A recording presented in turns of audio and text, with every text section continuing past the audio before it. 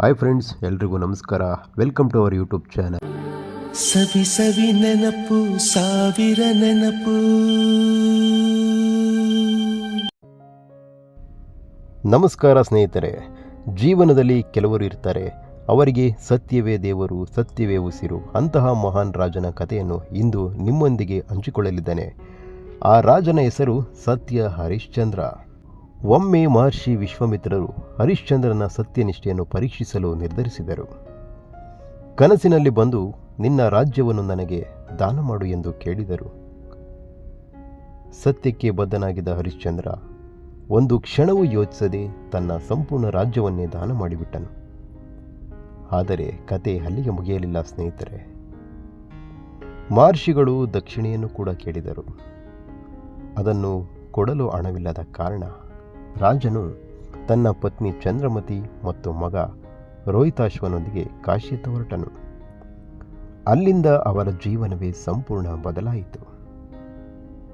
ಹಣಕ್ಕಾಗಿ ತನ್ನ ಹೆಂಡತಿ ಮತ್ತು ಮಗನನ್ನೇ ಮಾರಬೇಕಾದ ಪರಿಸ್ಥಿತಿ, ತಾನೇ ಸ್ಮಶಾನದಲ್ಲಿ ಕೆಲಸ ಮಾಡಬೇಕಾದ ಪರಿಸ್ಥಿತಿ ಕೂಡ ಬಂತು.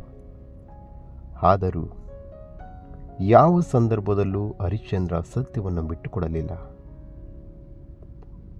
ಒಂದು ದಿನ ದುರಂತವಾಗಿ ಅವನ ಮಗ ಸರ್ಪ ಕಚ್ಚಿ ಪ್ರಾಣ ಕಳೆದುಕೊಂಡನು. ಮಗನ ಮೃತದೇಹವನ್ನು ಹೊತ್ತುಕೊಂಡು ಚಂದ್ರಮತಿ ಸ್ಮಶಾನಕ್ಕೆ ಬಂದಳು.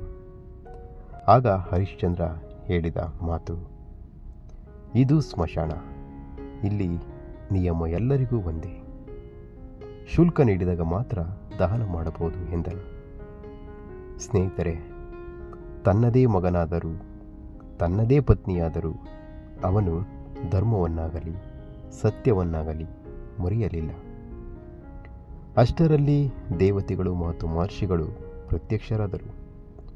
ಹರಿಶ್ಚಂದ್ರನ ಅಚಲ ಸತ್ಯನಿಷ್ಠೆಯನ್ನು ನೋಡಿ ಸಂತೋಷಪಟ್ಟ ಅವರು ರೋಹಿತಾಶ್ವನಿಗೆ ಮತ್ತೆ ಜೀವ ನೀಡಿದರು. ಹರಿಶ್ಚಂದ್ರನಿಗೆ ಅವನ ರಾಜ್ಯವನ್ನು ಮರಳಿ ನೀಡಿದರು. ಈ ಕತೆ ನಮಗೆ ಹೇಳುವ ಪಾಠ ಒಂದೇ ಸ್ನೇಹಿತರೆ.